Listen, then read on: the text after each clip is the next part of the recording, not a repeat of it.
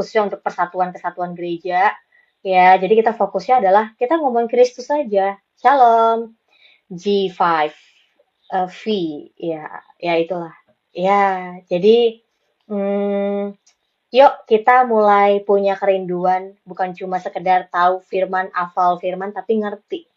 Sehingga anytime, anywhere kita lagi butuh gitu ya untuk ngerti ayat itu, kita lagi ngalamin satu pergumulan, ketika kita mengerti prinsip kebenaran firman Tuhan itu jadi kekuatan bagi kita. Gitu. Jadi bukan cuma sekedar dihafal ya.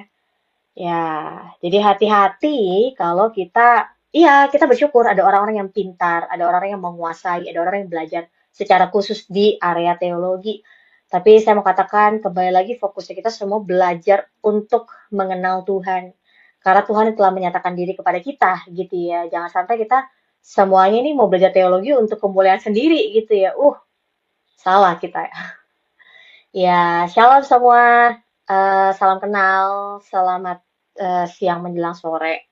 Ini kayaknya udah, ya, udah lewat 4 menit. Terima kasih yang udah bergabung tadi lebih awal, karena saya lagi coba-coba. Ternyata puji Tuhan masih berjalan baik. Ya, kita berdoa. Baik, kita berdoa. Tuhan, aku bersyukur karena kasih setia Tuhan hari ini live TikTok dapat diadakan. Aku bersyukur Tuhan bahwa di waktu yang terbaik ini, Tuhan dapat berbicara, Tuhan dapat menuntun kami masing-masing, sehingga kami dapat mengenal Engkau lebih lagi dan memuliakan Engkau lebih lagi dalam hidup kami. Dan kami serahkan Tuhan juga khususnya setiap sinyal internet yang ada, ataupun setiap jiwa-jiwa yang ada Tuhan, yang bisa hadir di laptop ini. Tuhan ada untuk juga memberkati mereka, bahkan orang-orang yang belum mengenal Tuhan, mereka boleh menyaksikan kebesaran Tuhan dalam hidup mereka, menerima kasih karunia Tuhan dalam hidup mereka, dan akhirnya mereka hidup dalam kebenaran seperti kami. Kami bersyukur Tuhan bahwa Engkau Allah yang dahsyat dan ajaib. Apapun keadaan kami sekarang, Engkau yang akan menuntun kami untuk kami semakin mengenal Engkau, semakin mendapatkan pengertian dan hikmat lebih lagi. Di dalam nama Tuhan Yesus, amin. Shalom semua teman-teman. Ya, tadi ada yang tanya, Kak, backgroundnya kayak lagi terang banget. Iya, ini lagi terik banget. Tadi hujan, saya juga udah mikir, aduh, deg-degan ya, kalau hujan gimana nih? Tapi ternyata udah sebentar doang. Ya udah. Oke, kemarin kita bahas dari Keluaran 7 ayat yang pertama sampai yang 13. Bicara apa sih? Kemarin itu kita belajar ya bagaimana Musa dan Harun itu ya mengalami penolakan dari Firaun dan mengalami juga penolakan dari orang yang ada di orang Israel di Mesir. Ya, terus akhirnya Musa dan Harun menunjukkan tanda yang memang Tuhan telah berikan kepada mereka lewat tongkat ya. Dan tongkatnya Harun itu ketika dilemparkan jadi ular, ya lalu akhirnya Firaun juga nggak mau kalah. Dikatakan tongkat-tongkat alih-alih Mesir, berarti banyak tongkatnya ya. Nah, tapi yang menarik adalah sekalipun alih-alih Mesir itu dapat melakukan sihir seperti yang dilakukan oleh, maksudnya mujizat seperti yang dilakukan oleh Allah, bedanya justru tongkat Harun yang menelan tongkat-tongkat mereka. Tapi meskipun Firaun udah lihat pakai mata kepalanya sendiri, bahwa tongkat Firaun itu telah memakan tongkat-tongkatnya alih-alih sihir, ayat yang ke-13 dikatakan, tetapi Firaun berkeras, tetapi hati Firaun berkeras sehingga tidak mau mendengarkan mereka keduanya seperti yang telah difirmankan Tuhan. Jadi Firaun tetap keras hatinya ya. Oke, kita masuk ke ayat 14. Berfirmanlah Tuhan kepada Musa, Firaun berkeras hati, ia menolak membiarkan bangsa itu pergi. Pergilah kepada Firaun pada waktu pagi, pada waktu biasanya ia keluar ke sungai. Nantikanlah dia di tepi sungai Nil dengan memegang di tanganmu tongkat yang tadinya berubah menjadi ular. Dan katakanlah kepadanya, Tuhan, Allah orang Ibrani, telah mengutus aku kepadamu untuk mengatakan, biarkanlah umatku pergi, supaya mereka beribadah kepadaku di padang gurun, meskipun begitu sampai sekarang engkau tidak mau mendengarkan.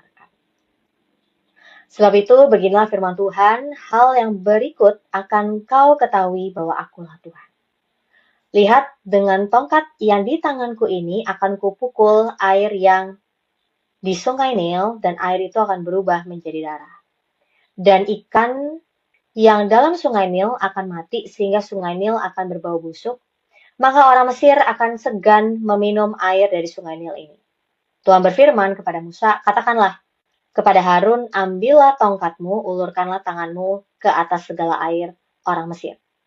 Ke atas sungai, selokan, kolam, dan ke atas segala kumpulan air yang ada pada mereka, supaya semuanya menjadi darah. Dan akan ada darah di seluruh tanah Mesir, bahkan dalam wadah kayu dan wadah batu. Demikianlah Musa dan Harun berbuat seperti yang difirmankan Tuhan. Diangkatnya tongkat itu dan dipukulkannya kepada air yang di Sungai Nil. Di depan mata Firaun dan pegawai-pegawainya, maka seluruh air yang di Sungai Nil berubah menjadi darah. Matilah ikan di Sungai Nil, sehingga Sungai Nil itu berbau busuk. Dan orang Mesir tidak dapat meminum air dari Sungai Nil. Dan di seluruh tanah Mesir ada darah. Tetapi para ahli Mesir membuat yang demikian juga dengan ilmu-ilmu mantra mereka. Sehingga hati Firaun berkeras dan ia tidak mau mendengarkan mereka keduanya seperti yang telah difirmankan Tuhan. Firaun berpaling lalu masuk ke istananya dan tidak mau memperhatikan hal itu juga. Tetapi semua orang Mesir menggali-gali di sekitar Sungai Nil mencari air untuk diminum, sebab mereka tidak dapat meminum air Sungai Nil. Demikianlah genap 7 hari berlalu setelah Tuhan menulahi Sungai Nil. Wow. Keluaran 7 ayat ke-14 sampai ayat yang ke-25. Baik. Kita udah pernah tahu hal ini ya. Bahkan bagi beberapa orang mungkin kita udah hafal. Tentang 10 tulah ya kan. Yang pertama adalah air menjadi darah. Kita perhatikan lagi yuk, ada nggak sih hari ini yang akan kita dapatkan hal yang baru? Ya, oke. Jadi, sebelumnya Tuhan sudah berfirman kepada Musa. Firaun berkeras hati, ia menolak membiarkan bangsa itu pergi.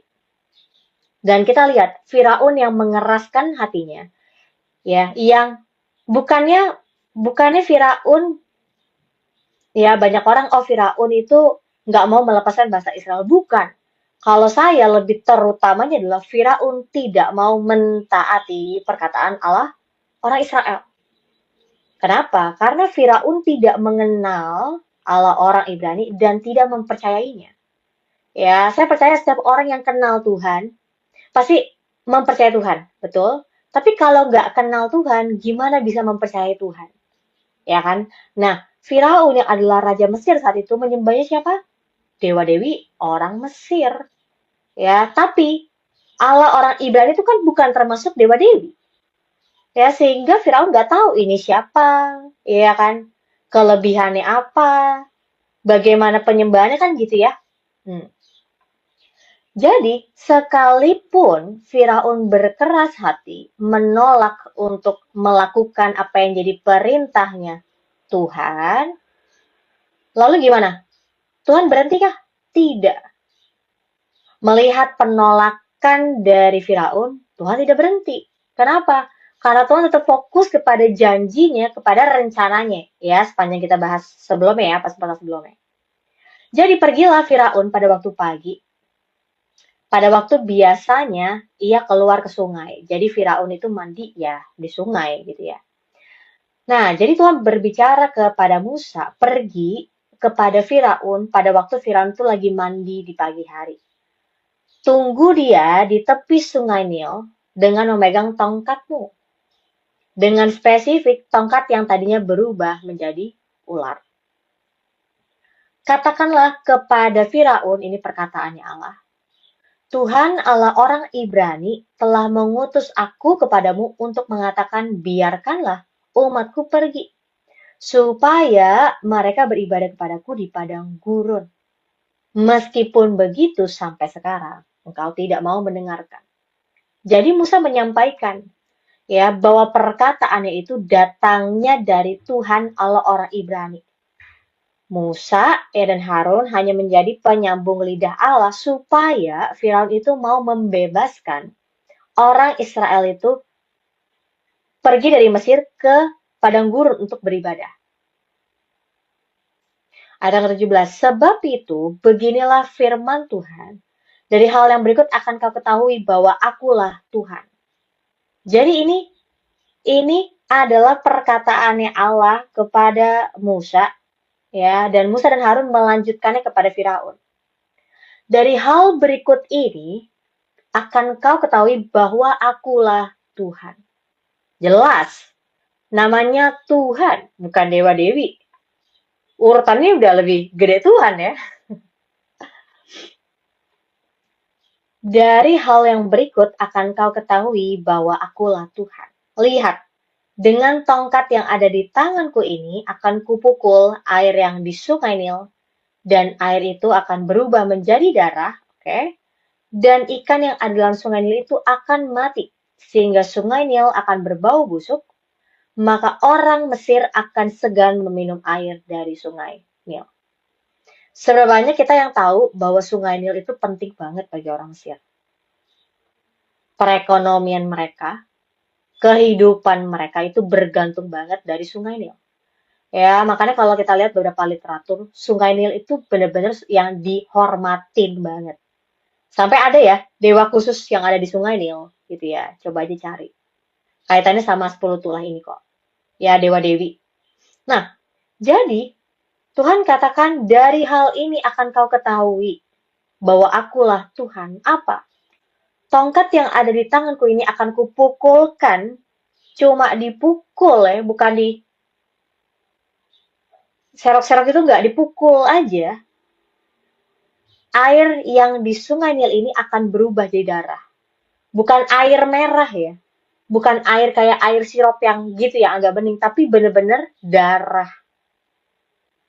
Kebayang nggak? Itu serem banget ya. Terus efeknya apa? Ketika air sungai Nil itu berubah jadi darah, semua yang ada di sungai Nil itu, ya makhluk hidup itu mati. Termasuk ikan-ikannya.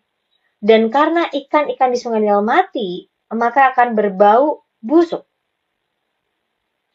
Hasil akhirnya, orang Mesir akan segan meminum air dari sungai Nil ini. Kenapa? Ya airnya, ya sungai Nil udah menjadi darah, ya kan? Terus udah bau, ya kan? Karena banyak ikan mati, ya udah nggak bisa ketelan itu, nggak bisa ketelan. Tuhan berfirman kepada Musa, katakanlah kepada Harun, ambillah tongkatmu, ulurkanlah tanganmu ke atas segala air orang Mesir, ke atas sungai, selokan, kolam, ke atas segala kumpulan air yang ada pada mereka, supaya semua jadi darah. Dan akan ada darah di seluruh tanah Mesir. Jadi perintahnya Tuhan kepada Musa bukan cuma memukul ya air di sungai Nil aja, tapi mengarahkan ya ke atas segala air yang orang Mesir, mau itu di sungai, kolam, selokan, bahkan yang ada dalam wadah kayu atau batu, semuanya akan menjadi darah. Karena apa? Kekerasan hatinya Firaun. Tidak mau untuk mengikuti kehendak Tuhan. Tidak mau mengikuti titah perintahnya Tuhan, Allahnya orang Ibrani. Dan firman Tuhan mencatat dalam Keluaran 7 ayat 20, demikianlah Musa dan Harun berbuat seperti yang difirmankan Tuhan. Beda banget sama Firaun ya. Firaun terima nggak semua, mendengar nggak semua perkataannya Allah. Mendengar, tapi tidak melakukan. Tapi Harun dan Musa berbuat seperti yang difirmankan Tuhan. Hasilnya apa? Di depan mata Firaun dan pegawai-pegawainya, maka seluruh air di sungai Nil berubah menjadi darah. Dan benar, matilah ikan di sungai Nil berbau busuk, orang Mesir tidak dapat meminum air dari sungai Nil, dan di seluruh tanah Mesir ada darah. Jadi perhatikan, apa yang tadi Allah telah sampaikan kepada Harun dan Musa, itu semua jadi, nggak ada yang gagal. Ya ini buktinya, terjadi kan? Ketika Musa dan Harun menunjukkan apa yang Allah telah perintahkan melakukan, jadi semua orang di Mesir, semua orang Mesir nggak bisa meminum air dari sungai Nil. Yang sebelumnya Sungai Nil itu dianggap sebagai sumber, bahkan roda ekonominya orang Mesir. Salah satu sumber kehidupan mereka. Tapi nyatanya nggak bisa lagi dikonsumsi. Karena kekerasan hati Firaun. Rakyatnya juga kena. Hmm, terus gimana? Ketika Alkitab mencatat bahwa orang Mesir tidak dapat meminum air dari Sungai Nil, dan di seluruh tanah Mesir ada darah, apa yang terjadi? Apakah Firaun langsung, aku bertobat, aku tidak lagi melakukan hal seperti ini? Tidak. Tetapi para ahli Mesir membuat hal yang demikian juga dengan ilmu-ilmu mantra mereka. Sehingga hati Firaun berkeras dan tidak mau mendengarkan mereka keduanya seperti yang telah difirmankan Tuhan. Ya, jadi ahli Mesir, kalau sebelumnya tadi kita lihat ya, tongkat Harun, oh mereka nggak mau kalah, mau menunjukkan kita juga bisa. Terus ketika Harun dan Musa melakukan hal yang sama, bahwa sungai Nil menjadi darah, ya air di sungai Nil menjadi darah, dan semua air yang ada di tanah Mesir, airnya orang Mesir itu jadi darah, mereka nggak bisa konsumsi air, ya seperti biasanya. Para ahli Mesir juga melakukan hal yang sama. Nggak mau kalah, gitu ya. Kayak bener-bener copy paste gitu. Keluaran 7 Kak, ayat 13 sampai ayat 25, tulah pertama. Air menjadi darah. Ya, terus Firaun berpaling. Tetapi semua orang Mesir menggali-gali di sekitar Sungai Nil mencari air untuk diminum, sebab mereka tidak dapat meminum air Sungai Nil. Ini bagus sebenarnya kalau kita perhatikan ya. Keluaran 7 ayat 24. Firman Tuhan mengatakan, tetapi semua orang Mesir menggali-gali di sekitar Sungai Nil mencari air untuk diminum, tapi mereka tidak dapat meminum air Sungai Nil. Sebab mereka tidak dapat minum air Sungai Nil. Jadi karena kekerasan hati Raja Mesir yaitu Firaun yang kena ke rakyat. Karena pemimpin tidak mau untuk mengikuti perintahnya Tuhan. Yang kena tuh bukan pemimpin doang, tapi sampai ke bawah-bawah. Jadi kalau saya percayanya, ya, bahwa pemimpin itu pasti mempengaruhi orang-orang yang dipimpin.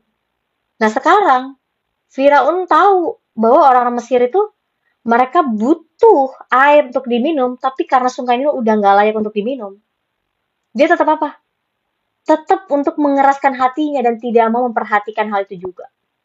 Kita akan bahas sampai nanti ya, tulah ke-10. Ya, bagaimana akhirnya ya udah banyak orang yang bilang, kita akan kehilangan apa lagi nih?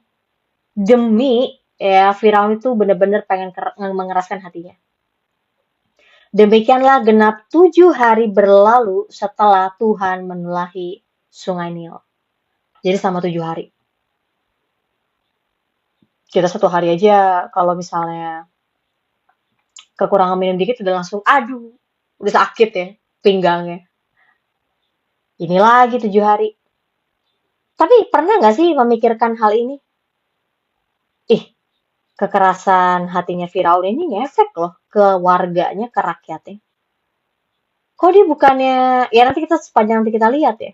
Bahkan sampai ketika semua yang rakyat orang Mesir miliki, mereka benar-benar kehilangan semuanya. Termasuk puncaknya anak sulung laki-laki. Apalagi hewan ternak mereka.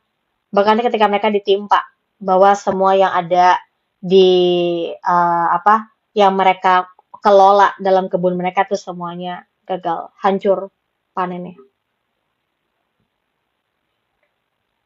Rakyat Firaun dehydrated. Iya, betul.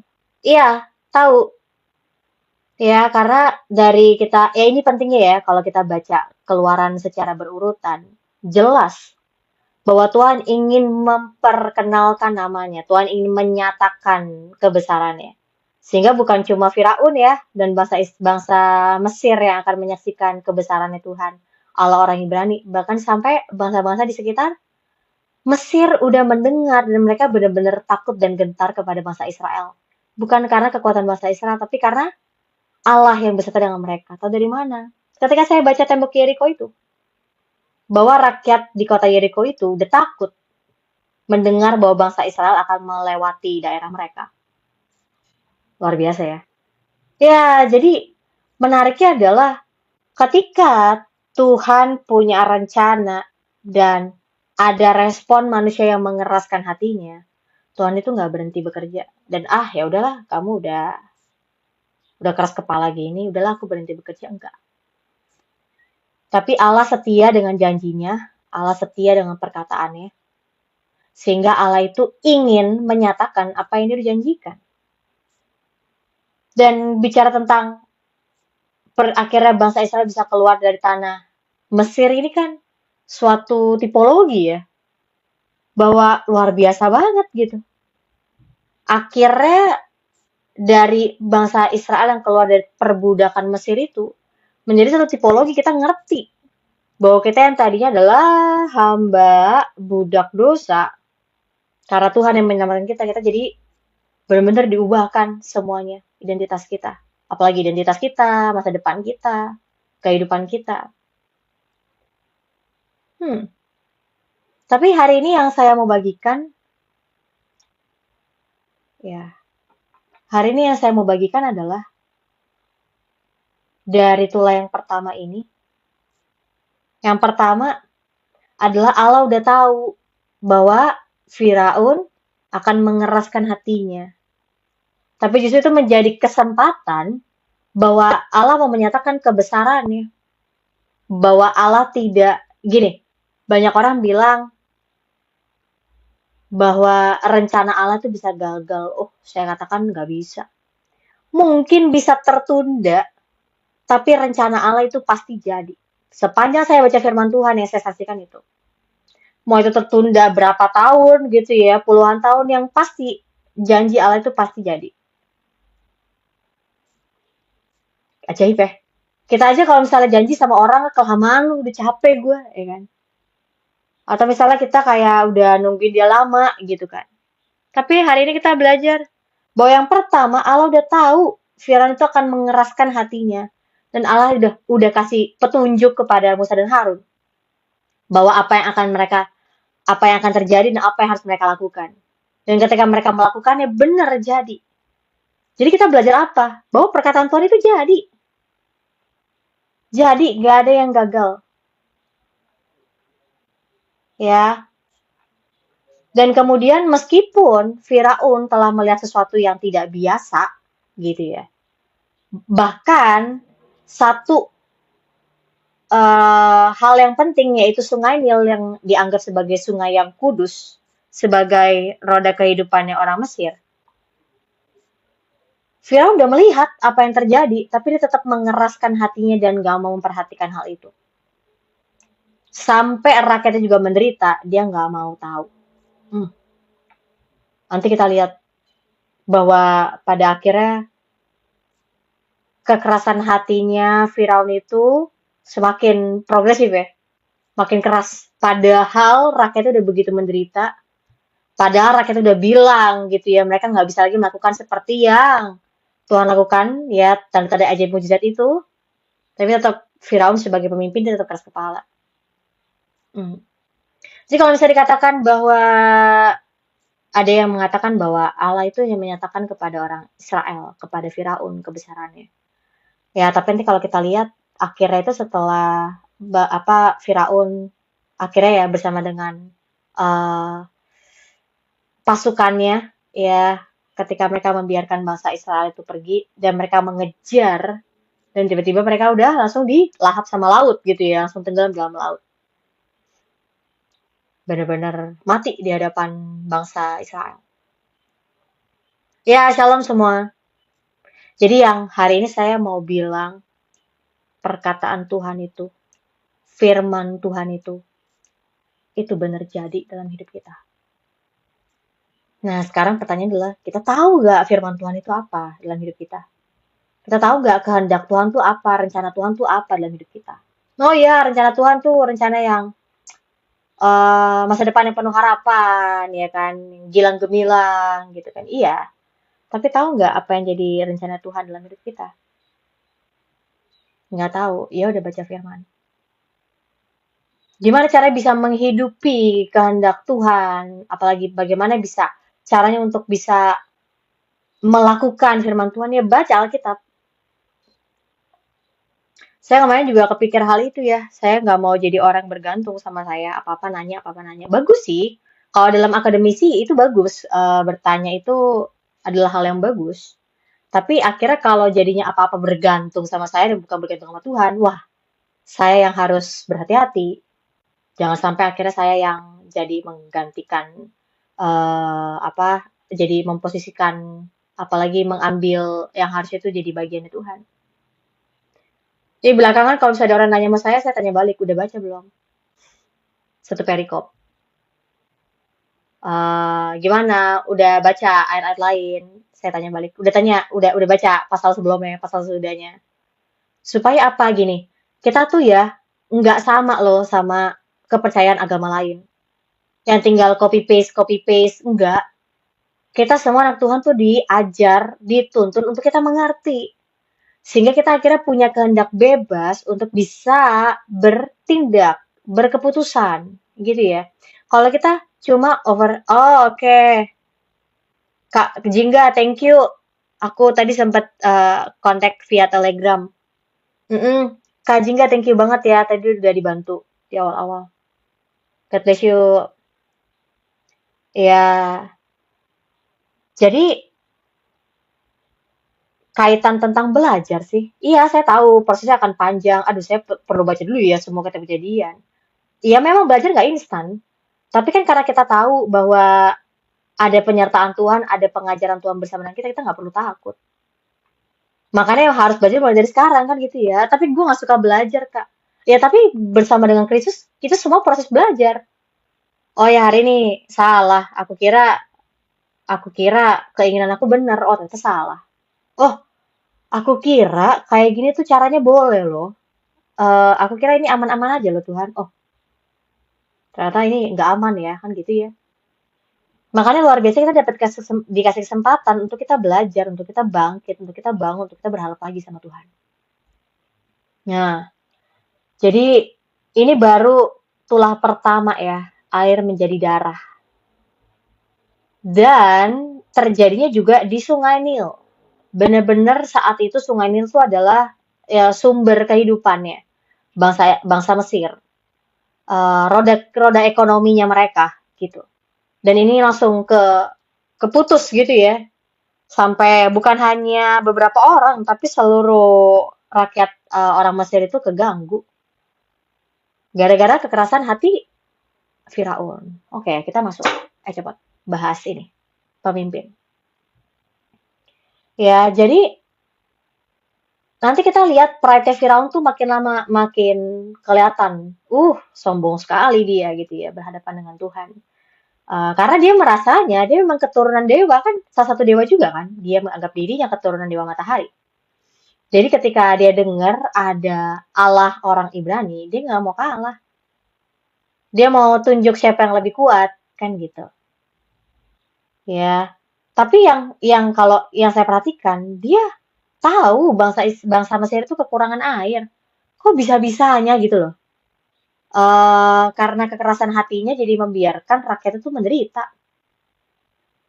Kan karena kalau kita lihat kan ada beberapa pemimpin yang nggak tega ya kan sama jemaatnya, sama orang dipimpin. Ya udahlah, nggak usah lakuin. Nanti kesian, kena getahnya, kena kena kena apanya, kena akibatnya kan gitu ya. Ada pemimpin-pemimpin yang benar-benar mengutamakan rakyatnya, kesejahteraan rakyatnya.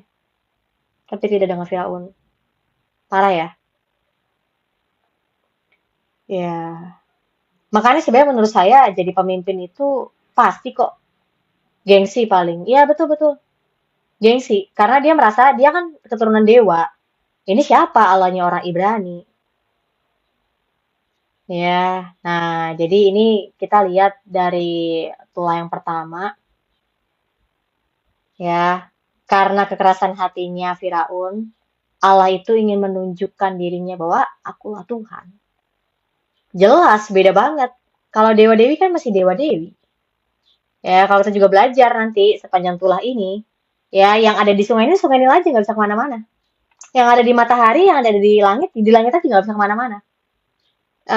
Yang ada di apa nih cuaca, ya kan ada kan dia dewa dewi cuaca, Dia cuma di cuaca doang. Tapi beda dengan Allahnya orang Ibrani yang adalah pencipta langit dan bumi. Mau dari tanah bisa, bergerak ke cuaca bisa, sampai ke benda-benda penerangan juga bisa. Ngefek itu semua. Ah, itu luar biasa nih ya. Tuhan ajaib. Hmm, apa yang teman-teman semua, Bapak Ibu, dapatkan ketika lagi dengerin live hari ini? Hari ini pembahasannya sangat sederhana ya. Ya, saya biasa kalau bagian renungan firman Tuhan emang pelan-pelan aja untuk kita mendalaminya. Terus apa Kak yang bisa kita lakukan dari perenungan hari ini? Ya, saya mau katakan bahwa apa yang Tuhan katakan itu pasti jadi. Makanya kita bisa percaya loh sama Tuhan. Kita bisa andalkan Dia loh dalam hidup kita.